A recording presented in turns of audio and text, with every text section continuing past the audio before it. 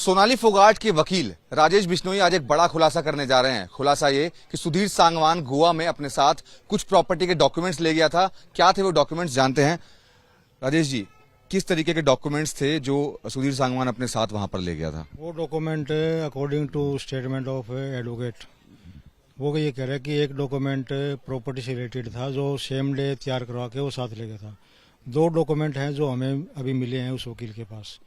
उन दो डॉक्यूमेंट में देखने पे पता लगा है कि एक तो लीज कैंसिल हुई थी उस दिन। एक लीज सुधीर सांगवान ने कोई अपनी कंपनी बना रखी थी।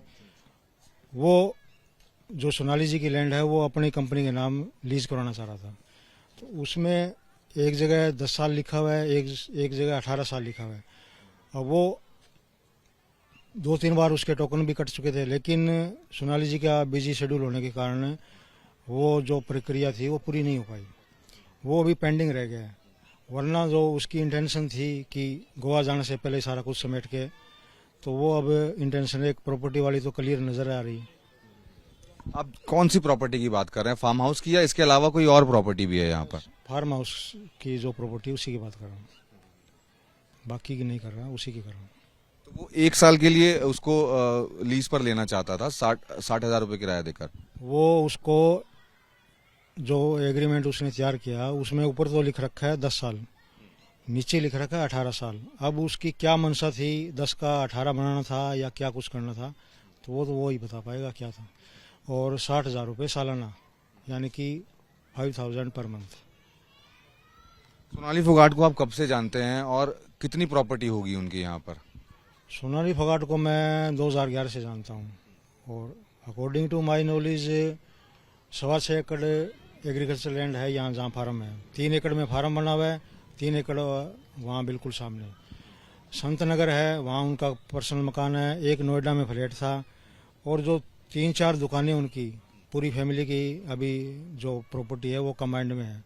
तो 3 दुकानें उनकी जो किराए पे दी हुई है वो शुरू से। इसके अलावा गुरुग्राम में भी कोई प्रॉपर्टी है उनकी, जो बात सामने आ रही है कि गुरुग्राम में एक फ्लैट किराए पे था और दूसरा फ्लैट उन्हीं का था? उस बारे में मेरे को जानकारी नहीं। तो ये वाली जो प्रॉपर्टी थी जिसके कागजात वो गोवा ले गया था, वो भी क्लियर नहीं हो पाया है।